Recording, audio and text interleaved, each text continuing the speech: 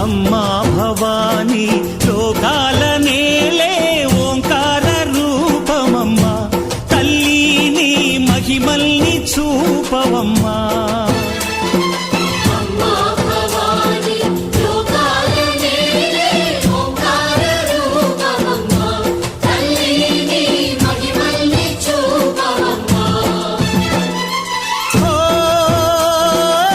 సృష్టికే దీపమా, శక్తికే మూలమా, సింహరథమే నీదమ్మా.